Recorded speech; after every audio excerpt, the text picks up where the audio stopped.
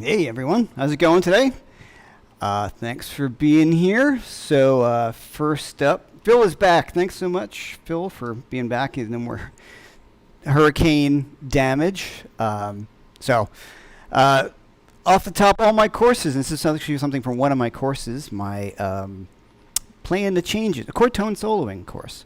And I want to talk a little bit about the chord changes and some options that we have.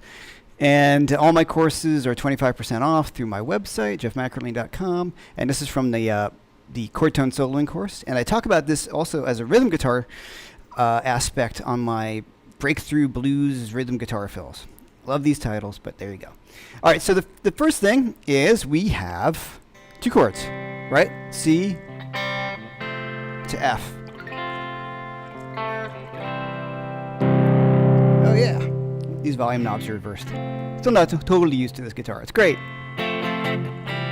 So I have the C and I have F. So our first thing we could think about is, well, what key are we going to be in? It's a 1 to a 4 in the key of C major. All right, C, F, and G would be 5. So you have a 1 to a 4. But if we get into the chord progression, I'm going to talk about a few things that we can do. So the first thing we can do is just look at this as from a major pentatonic scale sound. So this is really I think to me like the heart of this, just playing major pentatonic. So I'm going to play just C major pentatonic, right? Over the track. Let's hear what that sounds like.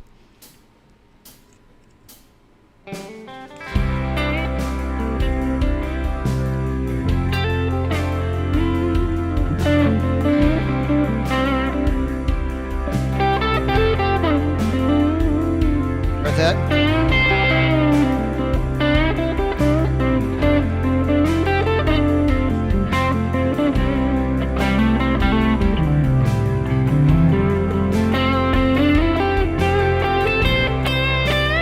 Allman Brothers kind of licks.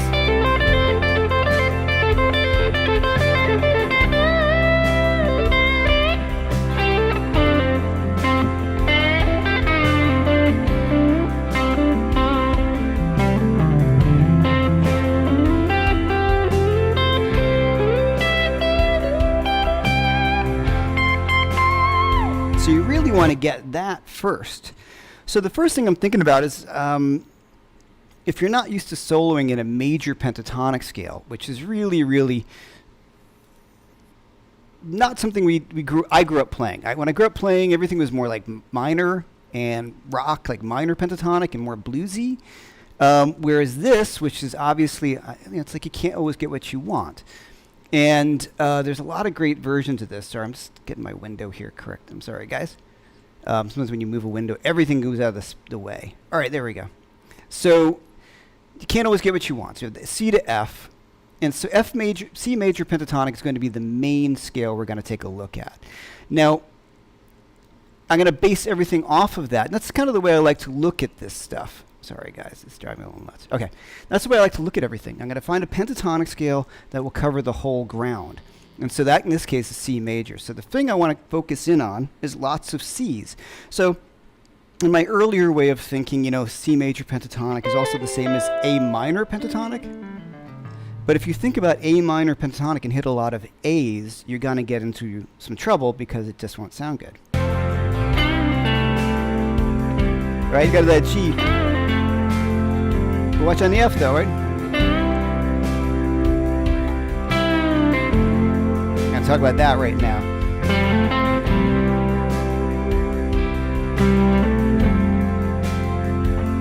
Right there, so my two chords are C to F.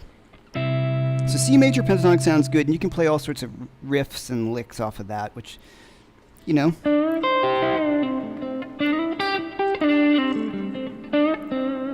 like I said, those Allman Brothers-y sounding things. But that's when I'm thinking about licks. But there's two chords. There's C to F. So C is spelled C, E, and G. And F is spelled F, A, and C. So the C remains, I talk about this in all my lockdowns, if we still want to call it that. All these lessons, I'm always talking about hitting those chord tones. So I have my C chord. And let's hear that. I'm going to play each of those notes. Here's my C. My F chord, back to C, want to hear that change, C to F. Here's my C. Now how about, so that F is that C is a good target tone because it's between, it's in both chords. C is spelled C-E-G and F is spelled F-A-C. All right, so let's hear this E, which is great on the one. Now my F chord, not so great, right? So I might not play that. How about my C on, now A on the F chord, F-A-C, right? So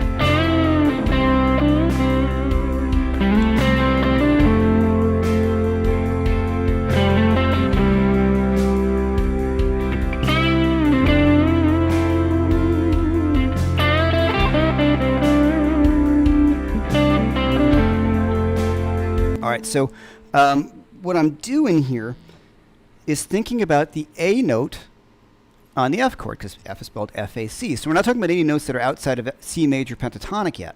So now the next thing is the hard part, guys, is to keep a track of the chords as they go by, right? So you're playing, and then you're like, oh, am I on the F chord or am I on the C chord? And that can be a little confusing because you're not that long in each one and you want to be paying attention. So one of the tricks or one of the things you work on by doing this, by targeting those tones, is to be aware of the world around you. And sometimes you want to listen. Just I would think about it this way.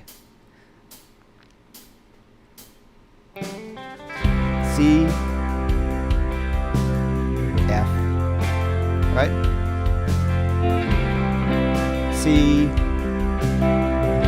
there's my F again, right? C,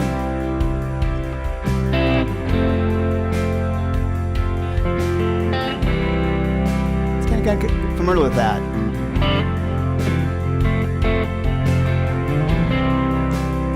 And my C.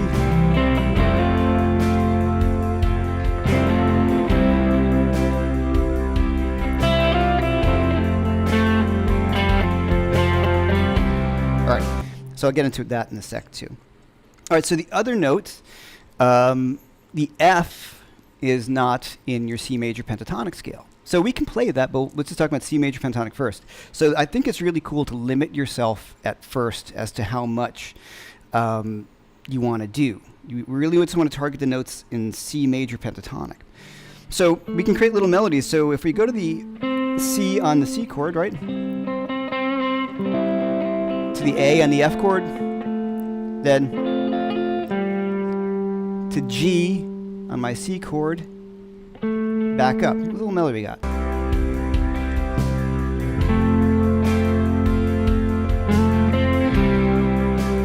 I'm going to go back up to the A.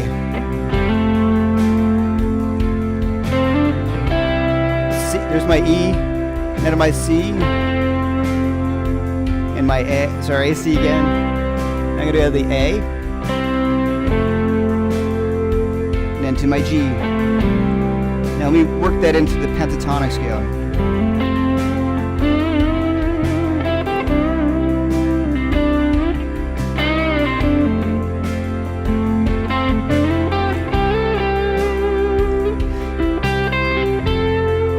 All right, it's the melody of the song.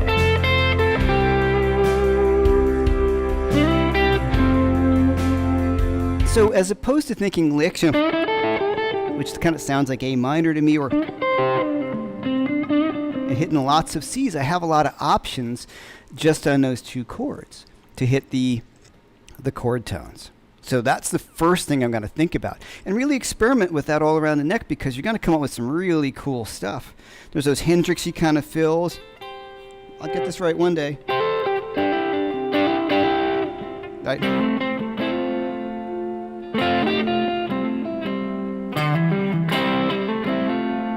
So that's really key. Just those two voicings. C to that F. So now let's think about that. Well, I can add in the F, right? Because it's in the chord. So I end up coming up with this scale.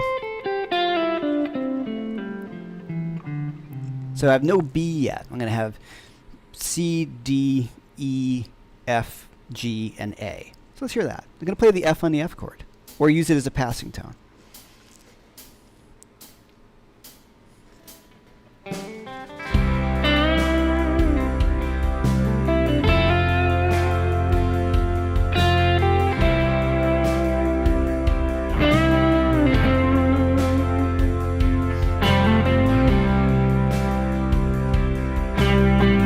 Here's my A, right? And then to G. I'm going to go down to my F. To E. And it sounds like the Bad Company. Right? Yeah, I feel like making love, right? Darling, when I think about you. It's the same melody. So it's those two chords, right? So there you go. Feel like making love. That's that melody, because I'm just hitting chord tones. So I'm thinking about C major pentatonic. I'm targeting notes of my C major chord, C, E, and G. I'm going to target the notes of my F chord, F, A, and C. And I'm going to try to create melodies off of that. And the notes in between I can mix with some of those pentatonic lick ideas.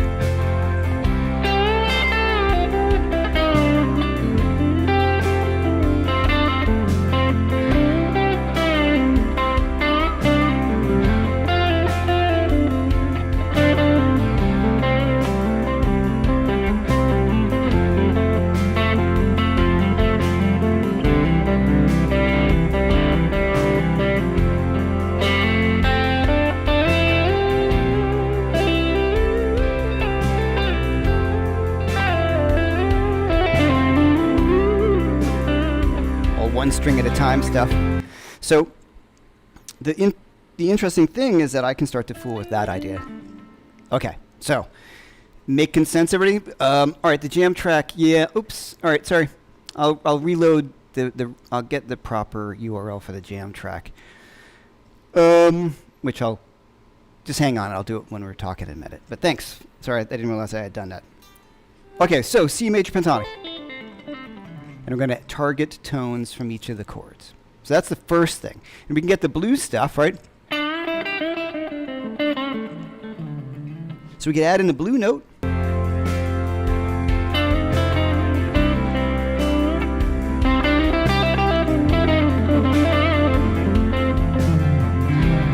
So I could add in that as a nice little flavor.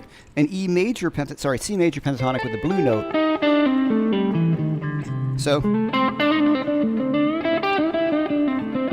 let's hear that.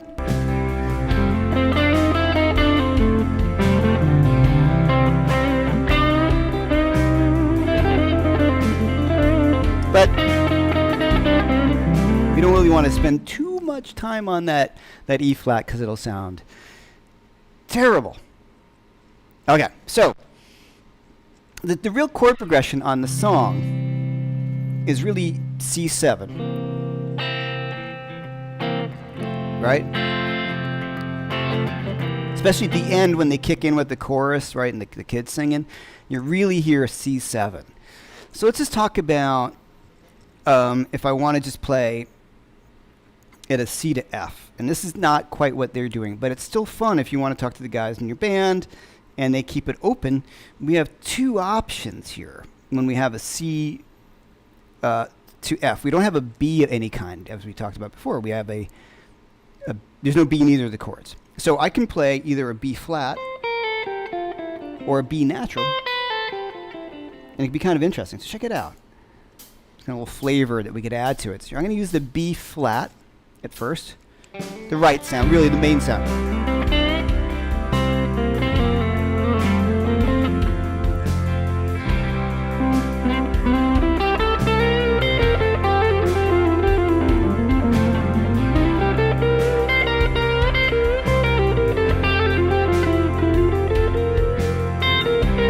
More bluesy, but I can use B natural. I kind of like this. It's something.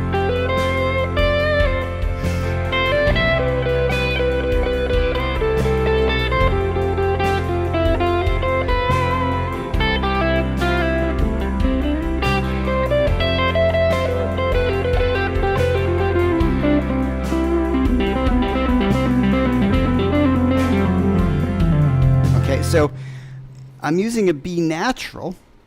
And that gives it a really different sort of sound. And I'm looking for that sound. Now, Mick Taylor, obviously Brian Jones was the guitar player when they recorded this. There's no guitar solo on this, but there's a bunch of live stuff. I think it's in Get Your Yayas Out. They do it, and there's got a great bootleg. I think I forget what the title of the bootleg is.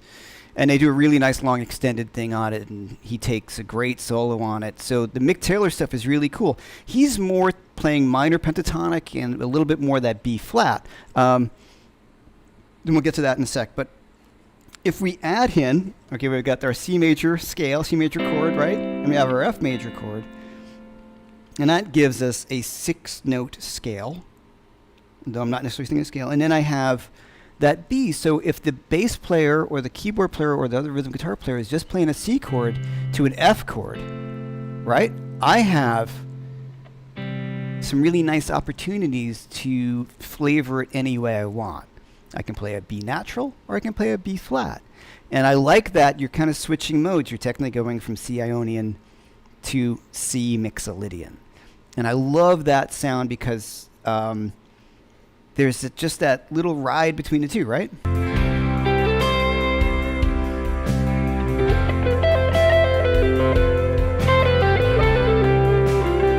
And what? Play the B flat, I'm gonna play the B. B flat.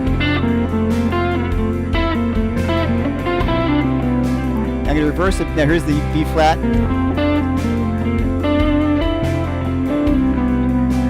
I love the B flat here, watch, on the F. The B natural. So that was a little confusing to say and play at the same time. When I play the B natural on that F chord, it gives us this sort of like a Lydian sound. And I think that's really just a sweet sound on a song like this. Right? It's a little less obvious. You know, in the chord, it's a bit weird. If someone's doing that and I play that, I like that sound quite a bit. Now, the B flat is what you're going to hear Mick Taylor play, and it's the most common thing. And then when you listen to the song, the chords are C7, and right? Now, if the band starts playing the C7 chord, C, E, G, B flat, you have to play the B flat. The B will be a little rough sounding, and it could be like, you know, what's that guy doing? All right, so I'll get to questions in a minute. All right, so what you can think about now is C minor pentatonic. Let's hear that. Just playing blues over this and see how we think that sounds. 2, 3.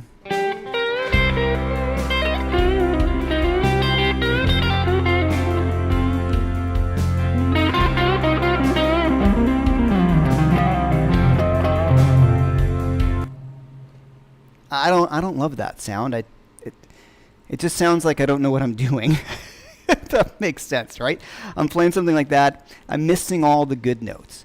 So the first really good note is that E natural because it's on the C chord, right? And if you really hammer that E flat, it just sticks out like a sore thumb to me. So you don't want to do that. So the first thing we could do, we could play C minor pentatonic and just raise up our E up a half step. We call it a dominant pentatonic scale. I've talked about this before, and I will continue to talk about it because I love the sound of this. So I'm going to take C minor pentatonic and then raise up my E flat to an E. Replace it. Let's hear that.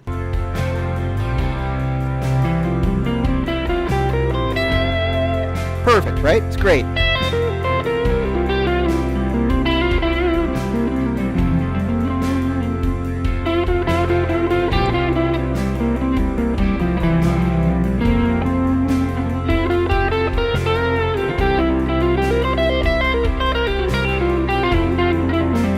Now I can add a blue note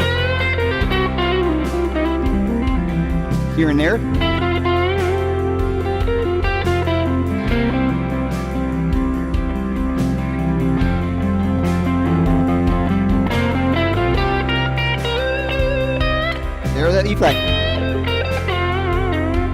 Now if I get off that blues lick really quickly, I can throw it in for a little bit of flavor.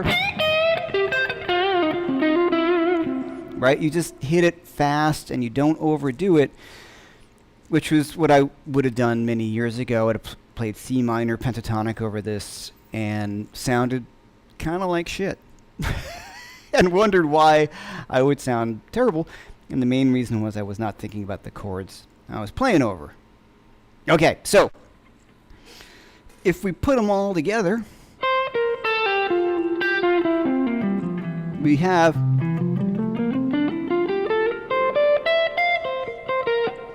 this cool scale. It's like C mixolydian with an added E, with an added, no, what am I doing? Yeah. C mixolydian is the main scale when we play that C7 chord to F. And I can spice it up by hitting my flat 3, that E flat, just for fun, because it sounds good.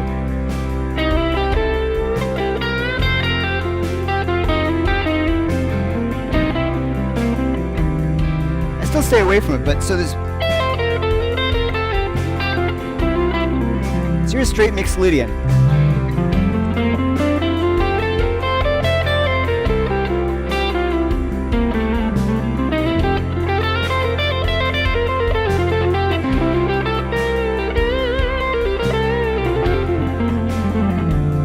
Right, so that's not quite what Mick Taylor is doing either. He alludes to it, but he's kind of more thinking major pentatonic, and he hits the B flat a fair amount, as memory serves. But those solos are really great to listen to. At that point, that was my favorite period of the Stones. You know, Eggs on Main Street, Sticky Fingers, all that Mick Taylor period. And he's great, and certainly Mick Taylor with John Mayall and the Blues Breakers is awesome. They still sounds great. Just if you're not familiar with the John Mayall stuff with Mick Taylor, I would check it out for sure. I'm forgetting the name of the record. Got "Oh Pretty Woman" on it, and Me and My Woman. I forget the sign of it. All right, somebody'll give me the name of the record, I'm sure. So the live Stone stuff too. It's just so great. And what I love about this tune, besides just one of the greatest rock and roll tunes, is the way Charlie Watts plays on it, especially live in that Mick Taylor period. It's just so laid back and cool. Like, tried to get it with the drum loop, but, Crusade, thank you, Phil. Crusade, thank you. Watch. Like, so I'm going to try to play off of that with even my chords.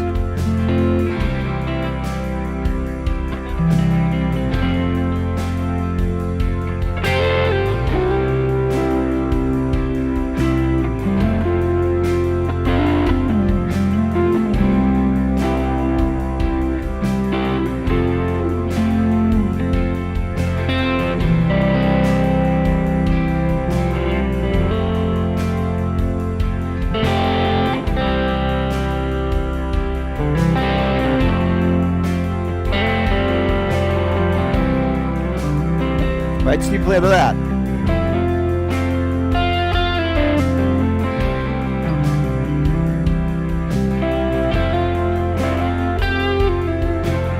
All right, so there's probably going to be a lot of questions if you're not familiar with the modes. And without getting into a modal discussion, what is C mixolydian? It's a C major scale with a flatted seventh.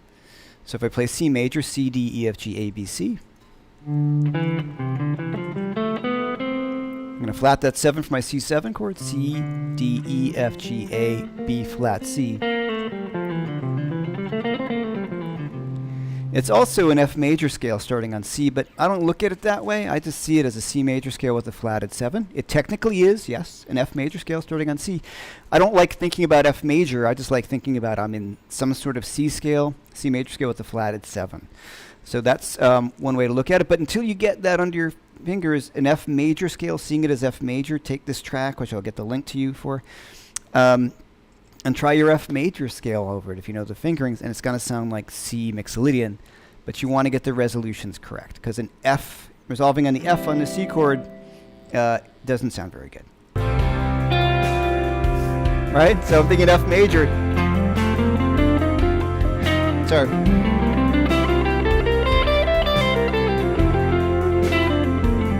just got to make sure you get those resolutions. Right? Well, I like the... There's my B natural. B flat. I like that mix.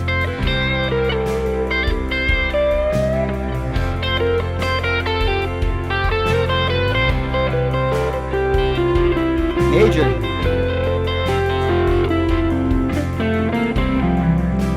And like I said, it really comes down to what the guys in your band are playing. If they're playing a C7 chord, you don't have a lot of choice. You have to hit the B flat. If they're playing C major triad to F major triad, which I would sometimes like them to do because that gives me the freedom to have a little more fun with it. Now, the second I start doing that, I'm going to fall out of sounding like Mick Taylor or the Stones, but who cares? I don't, I love the... I'm interested in what I can do on it. I love those records. I'm a big Stones fan, for sure. But I'm saying if I've got a chance to solo or something like that, I'm gonna have fun and treat it the way I like to treat it. So you can treat it as C Ionian if they're only playing C and F. You can treat it as C mixed Lydian if they're playing C7 to F. You could look at it as a C major pentatonic scale, and you want to resolve to the notes of F and C on the chords respectively. And then you can play the C dominant pentatonic scale, which is a really fun scale to dig into. And it's not playing. Hold on. Where's that? So what's that thing? The dominant pentatonic scale once again.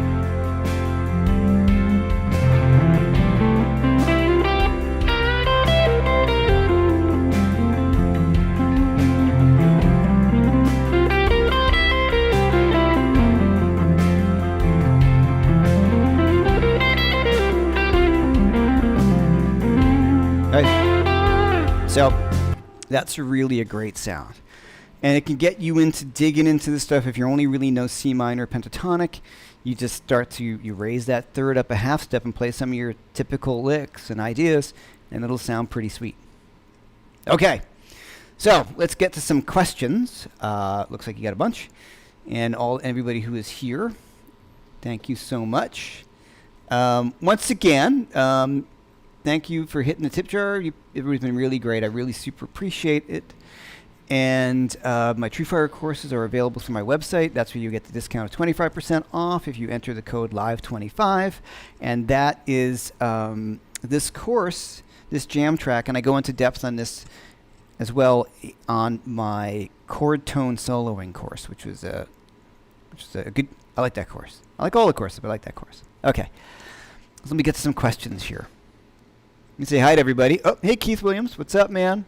Thank you for coming by, as always, man. And Bill Spruce. I'm sorry if I'm interrupting hockey.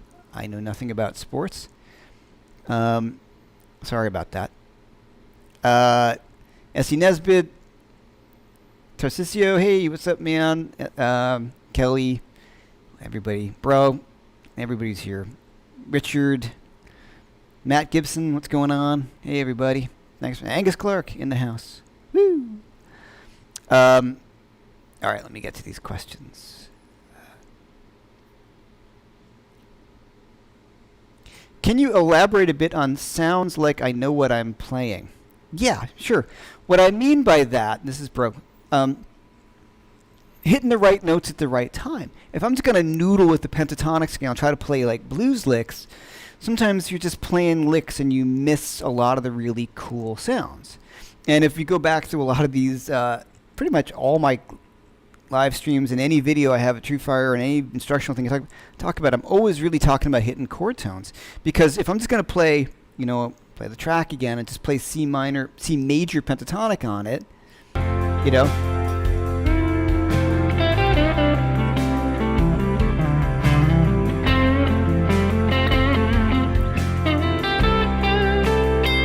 doesn't sound bad, but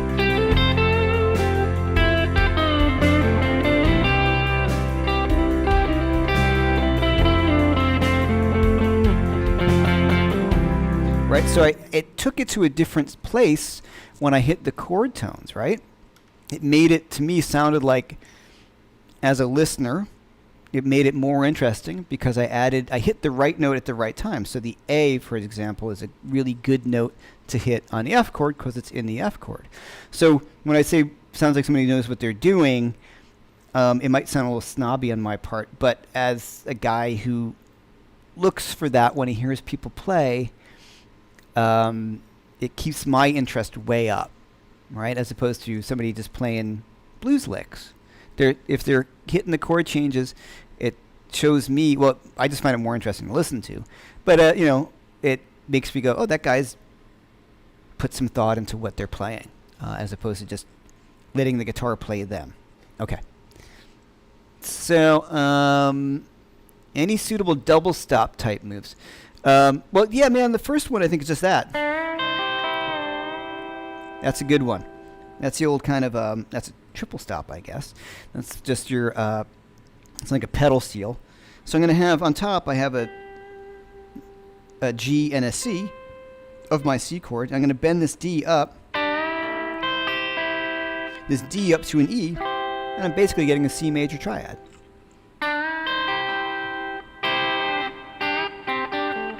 That kind of move, or even that doesn't have to be all those three strings. It could just be.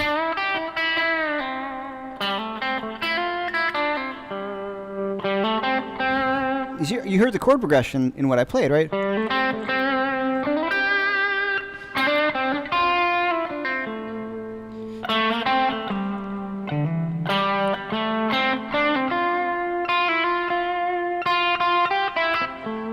Right? By hitting those chord tones or targeting them, you hear the change. But in terms of double stop, I'm gonna get used to this one of these days. For you guys who know, it's a Grissom guitar, and I love the idea. I'm just not used to it yet. Is the volume knob's here for the bridge, and the volume knob for the neck is here. And when I'm not live, I have no problem with it. But I'm doing something live, I'm like, oh, keep on messing it up. But it makes sense, especially when you know David. He plays on the bridge pickup a lot. So, but yeah, just getting used to it. Right? All right. So those are some double stop ideas. Can you switch between C major pentatonic and F major pentatonic on the chord change? You can, but that adds in. No, that's right. It adds in some stuff that I may not. It adds in more stuff to think about. Let's try it. C major.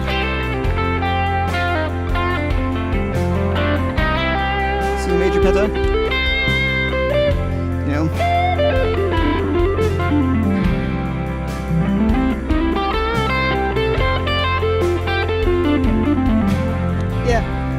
Sure, you can do it, and I'll sometimes do that in like a Hendrixy fill way.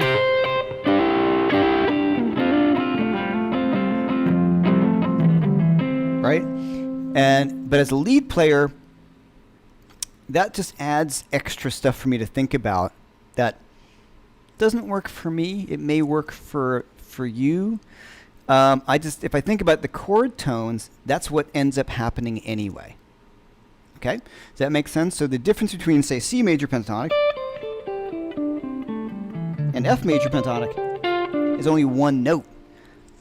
F on the F major pentatonic, and E, the F is replaced by the E on the C major pentatonic. So instead of thinking about two different scales, if I just change one note to hit the chord tone, I've actually changed the two scales because they're so closely related. But if I start thinking about different pentatonic fingerings or thinking pentatonic, sometimes it just doesn't sound all that natural to me. It could be for you, and I don't mean that like maybe it worked for you. But we all think differently about these things, but I like to look at it much easier as just saying, I'm just going to change that one note, and then I'm going to cover two scales by just changing one note. I guess from Jason Carter. Hey, Jason, what's up, man? Thanks for coming in, as always. All right. Is every relative major and minor scale a good thumbnail, or do they differ? Yeah, they all are. So C major is A minor pentatonic, F major is D minor pentatonic. They're all interconnected that way. Like the old 3-fret trick, right? So here's our major pentatonic root is C, and you go down 3 frets, and you've got your first finger, which is A minor pentatonic. So that'll work anywhere and everywhere. But as I was saying earlier in the beginning of the feed, I grew up playing metal and Zeppelin and Sabbath and Ozzy and all these things like that, and everything was a little more blues and blues rock based. Whereas this is very major, so it took me a little while to become comfortable with playing over a major chord progression. And that is not an unusual thing that I hear from a lot of people, especially with some kind of rock background that I have, playing over something major. It's really easy. It's not natural. We didn't grow up playing that. Minor pentatonic doesn't sound very good. If we're thinking minor pentatonic, but we're playing over major, we're going to sound kind of weird because the resolution's wrong.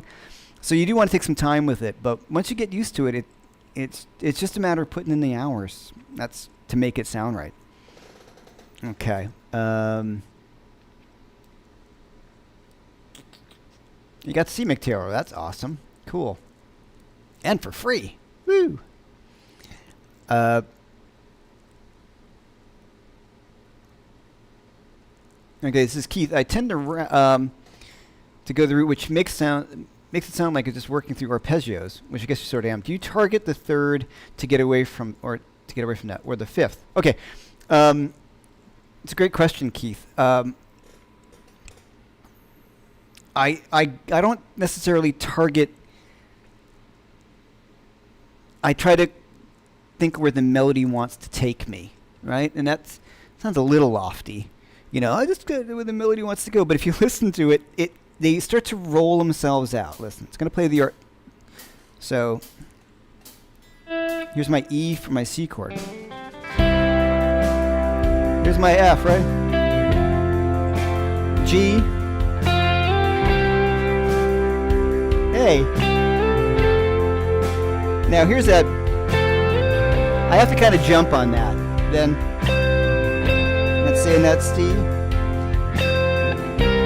I can do that B flat if I want that C7. All right, there's my A for my F chord, G for my C chord, F for my F chord, and my E for my C chord. All right, now the D doesn't really work on either, right? So you'll find certain notes here and there that just like that D is like, it's a passing note. But by thinking about where the notes are going to go next, my 3 goes right all up to the root of the F chord. There's that G, and if I want to go back down. So, but as I'm doing something simple like that, even up and down one string, which is a really cool thing to do, I'm going to be thinking about 3, that's the 3 of my C chord, that's going to the root of the 4 chord, then that's the 3, that's the 5 of the 1 chord. Now, I'm doing that when I'm practicing, but when I'm soloing for real, I don't think, I'm going to play the 3rd, I'm going to play the 5. I don't think that way at all. I just, through practicing, you get those sounds in your head. Now, I can just play arpeggios, right?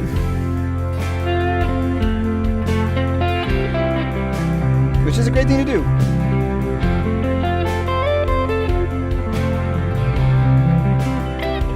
Oh, no. Right, there's my C.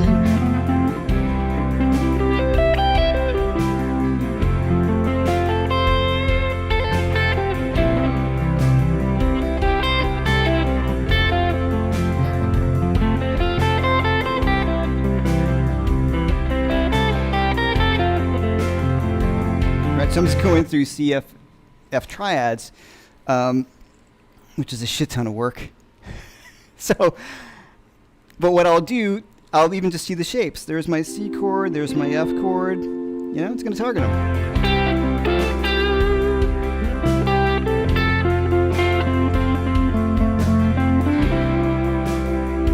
Where do I want to?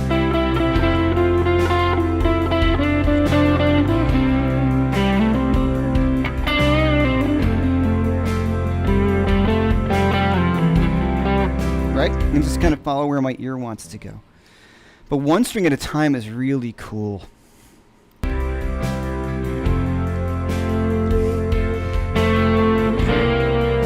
stones are at the end, right? Build.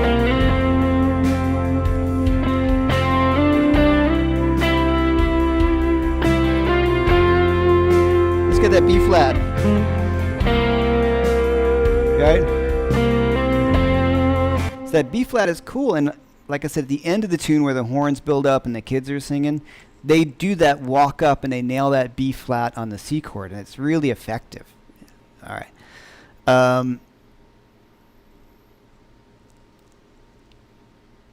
Okay. Let me make these a little larger.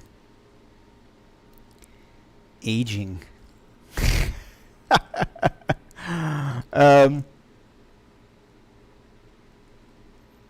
All right.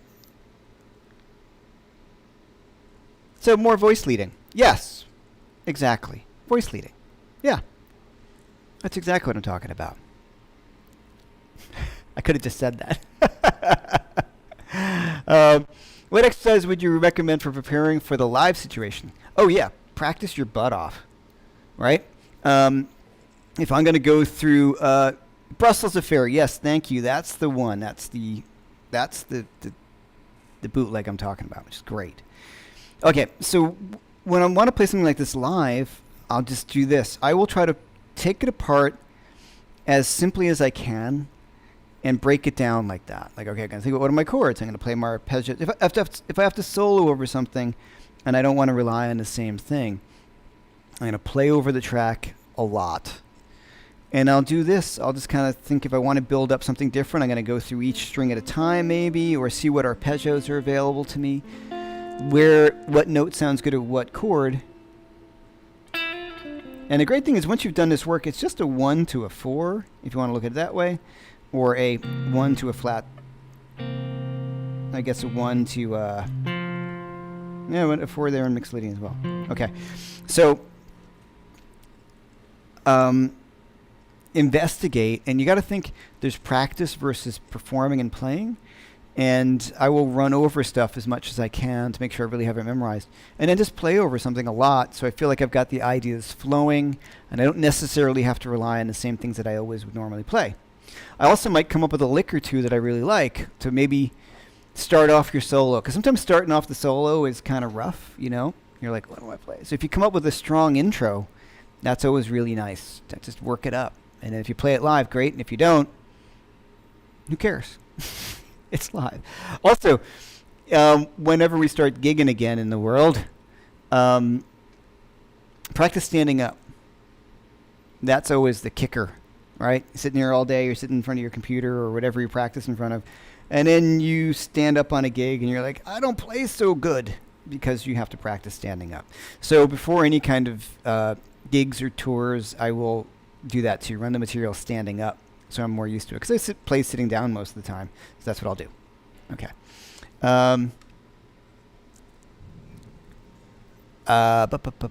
What picks am I using? These are the I just dropped it.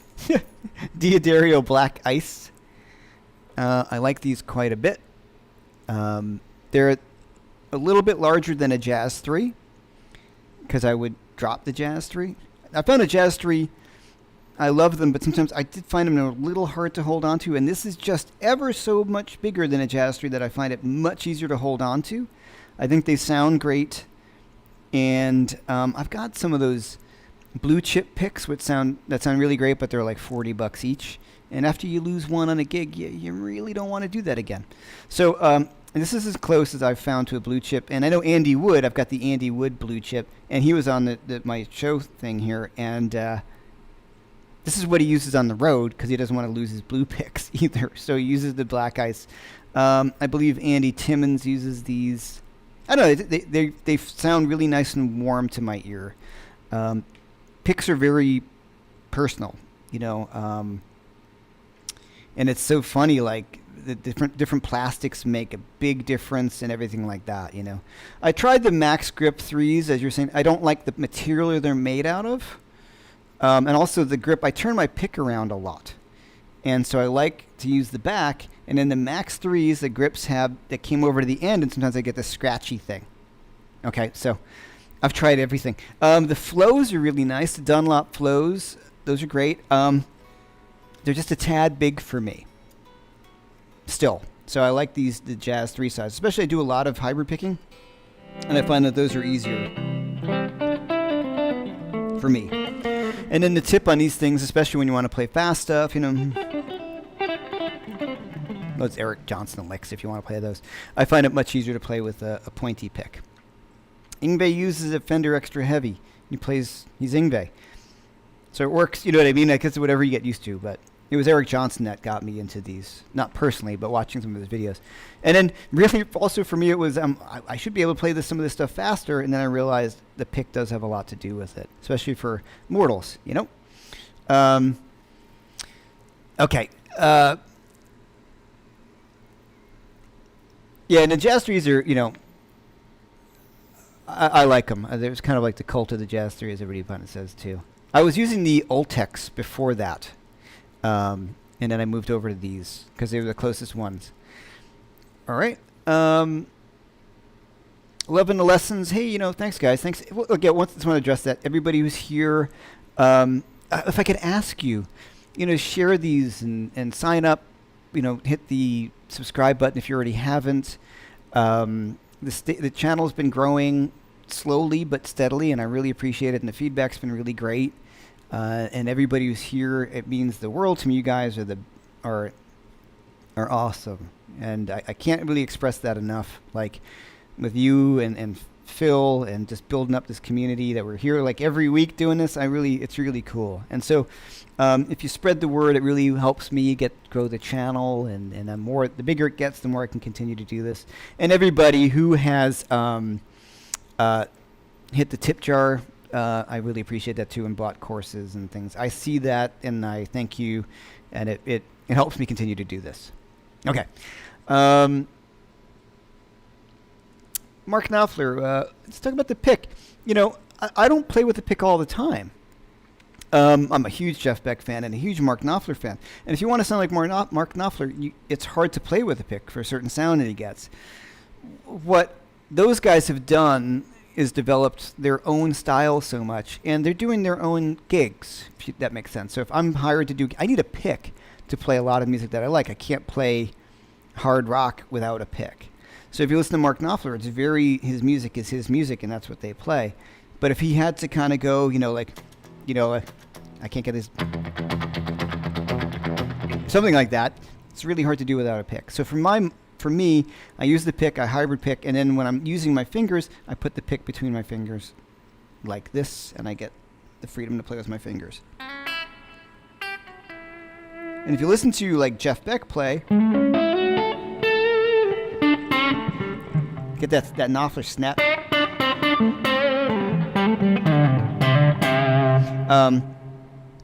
You listen to Beck play, and he doesn't play a lot of rhythm guitar in a traditional sense, nor does Mark Knopfler, because they've based it around this. And they might often have a rhythm guitar player who will do that for them. So that's my comment on not using a pick.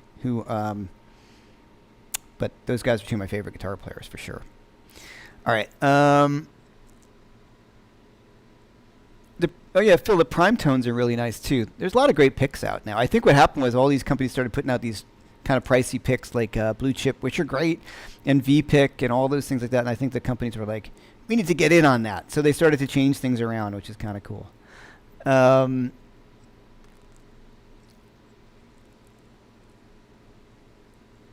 Hold on. Okay, I saw something. Oop, hold on.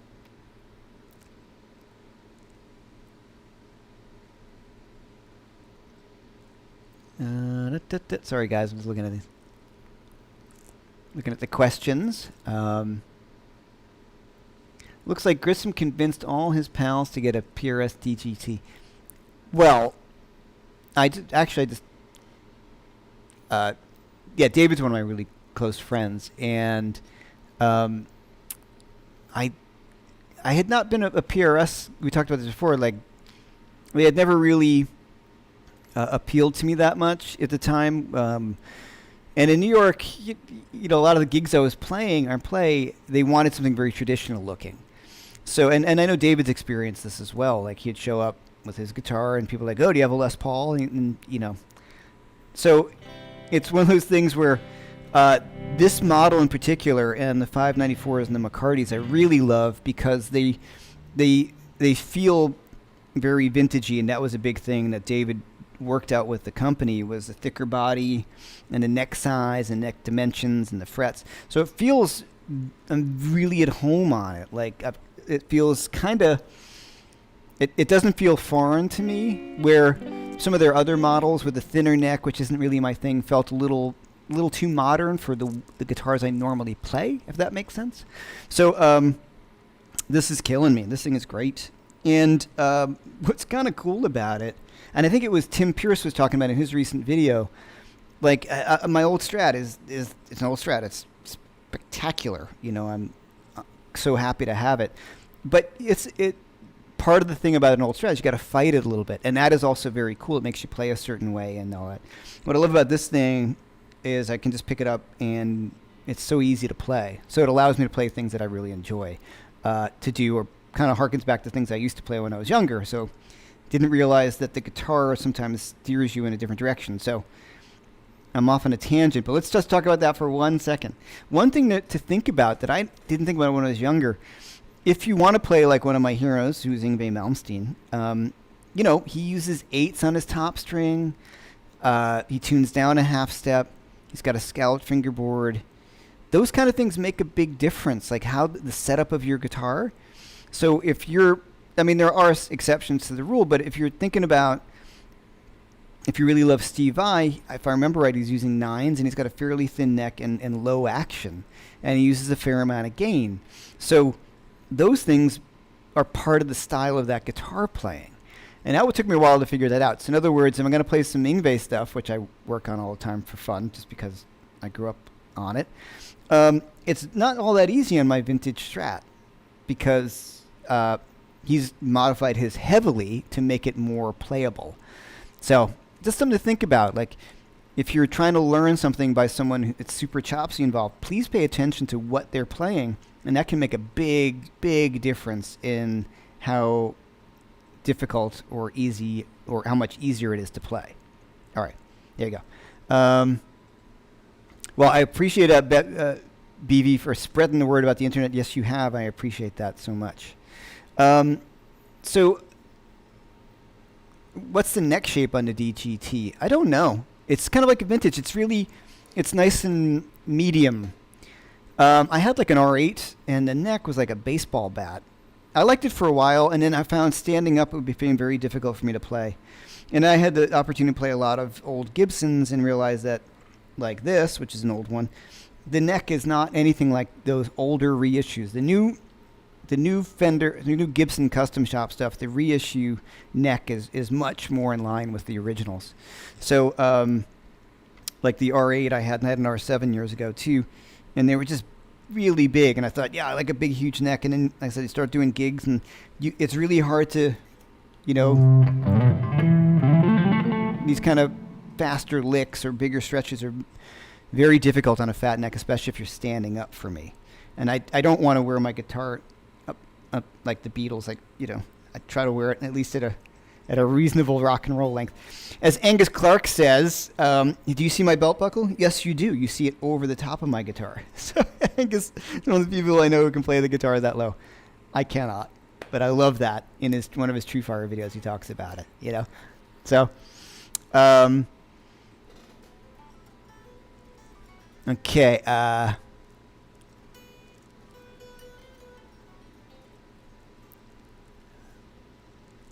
soft V's are nice too. Yeah. So just to answer all those things, I'm using 10s. This guitar usually comes with 11s. 11s are too heavy for me. I'm not a big guy. I'm like 5'9" on a good day. So really heavy strings. I already have enough hand problems, and people ask me to talk about hand problems. I can do a lesson on things like that, and I go in and out of them, little carpal tunnel sort of things, all sorts of stuff that I've had problems with. So I just don't heavy strings. I can't do it. They sound cool. You know, everybody's seen the Rick Beato's video on using heavier gauge strings versus lighter gauge strings. And I think depending what you're playing, that is completely true. And he proved it. If you're playing some heavy stuff, sometimes there's a little too much low end coming out. I just like 10s. I use 10s on everything. My Les Pauls, my Strat, Tele, and this. I know they're different scale lengths. Who cares? It just feels right to me. It may take a second to get used to. I also just like the simplicity of just putting tens on everything as opposed to like getting sets of 11s or 9.5s. And I've tried, and one of my old guitar techs, which was the greatest line, I wanted to put 11s on my Les Paul, and he's like, who are you trying to impress? Me? And it's totally true, you know. And also another important thing, and this is coming from a bunch of my friends, a lot of my friends have been using a little bit lighter strings since the whole COVID thing hit because nobody's gigging. And when I play live, that would be the only time I'd go to a heavier string because you play harder. But sitting around playing like this, I'm not going to kill myself putting on 11s. It'll just give me problems. I've tried it, and I end up having hand problems. My problem with a lighter gauge is sometimes I find it difficult because I do play kind of hard at times. I like the dynamics that 10s give me. But, you know, if you watch Yngwie or you watch, I know it's a cliche, you know, Billy Gibbons using 7s, he sounds great. It's whatever you get used to, but it all comes down to the touch. So if you got a scalloped fingerboard and you're using 8s, you must have a really light touch, which is part of how he can play the way he does. All right.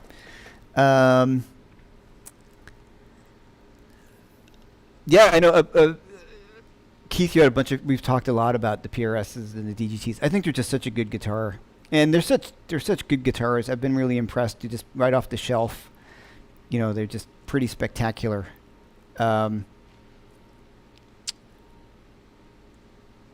Yeah, okay, what you're talking about Phil Collin using 13s? Wow, really? Tunes down to 13s. Well, he's kind of a muscular guy. Yeah, I can't do that. And okay, if I were to tune down a half step all night, and because I think Strats ultimately do sound best a half step, but it's annoying to have if I'm going to put my main guitar and tune it down a half step, then everybody's got to tune down a half step. You got to get it set up again. If I were going to tune down a half step on my Strat, I would probably put on 11s on the Strat to kind of make it kind of feel like 10s, because sometimes it's a little slinky. Half step down on a Les Paul, I don't really like the feel of. It's too loose. So if I'm tuning down half step on a Les Paul, I would go to 11s. I think I mentioned this to you, you know, Josh Smith is a friend. Josh Smith, you know, somebody just mentioning Josh now. I've played his guitar. It's completely unplayable to me. You know, but when you meet Josh, he's a big dude. You know, he's tall and he's much bigger than me. So for him to play that kind of stuff, it works for him. I played it for a second. I was like, pfft. Like Matt Schofield, you know, I played Matt's guitars. And I think he's using 11s, and he's got pretty high action. I'm like, shh. But that's what he became a grow up coming from. And I grew up from a more of a shredder background, so the lighter strings. And I don't have super low action. It's proper. I didn't touch, okay, whatever this means, I haven't touched anything in the setup of this guitar since I got it from PRS. I didn't touch a thing. So wherever they send this out, whatever their specs are, except I put the 10s on, they put 10s on it for me as opposed to 11s, which David uses. But whatever the action is sent out, I would say it's like medium low. Okay. All right.